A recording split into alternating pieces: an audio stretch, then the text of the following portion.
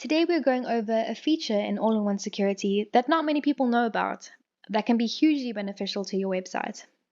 It's called country blocking, and it blocks certain countries from accessing your site or from certain content on your site. This is hugely helpful if you're receiving attacks from a specific part of the world. You can just block these attacks immediately through the use of country blocking. So let's dive in on how to get this set up. Firstly, you'll need to access your WordPress dashboard and head over to plugins from your left-hand panel over here.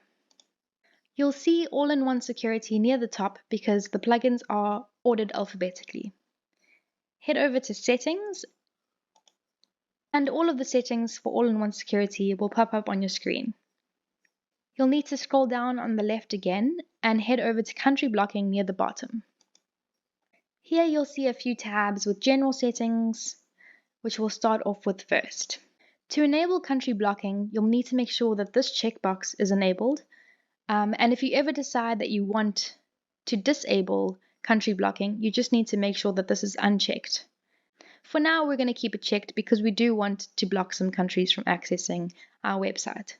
So you'll see the full list of countries here, and you can choose one or you can choose many countries to block.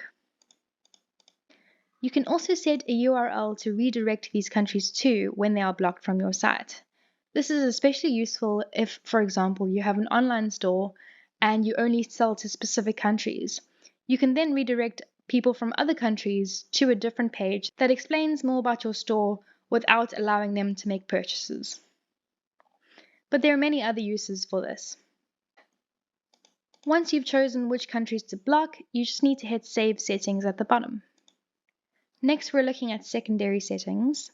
This will allow you to block certain pages or posts on your website from specific countries instead of an entire site. Again, you need to make sure that this box is checked if you would like to enable these settings. This is particularly useful if you would like most people around the world to see your website, but not certain parts of it. For example, if you have an online store again, and you sell to everybody except for one specific country, you can choose to block your store page from that specific country. So all you need to do is type in which pages or posts to block and then choose which countries again you'd like to block. You can also set a redirect URL, much like the General Settings tab.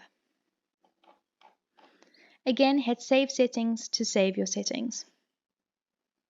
The last feature we're going to look at here is the whitelisting feature. This allows certain people in blocked countries to still access your website. This is especially useful if, for example, you have developers within these countries or people within your company that work from these countries that still need access to your site. You can just add their IP addresses here and make sure that you've checked this box to allow them access even though they're in a country that is blocked. Again, hit Save Settings to save your settings. To find out more, check out our blog on the subject or head to the All-in-One Security website to see a full list of our features.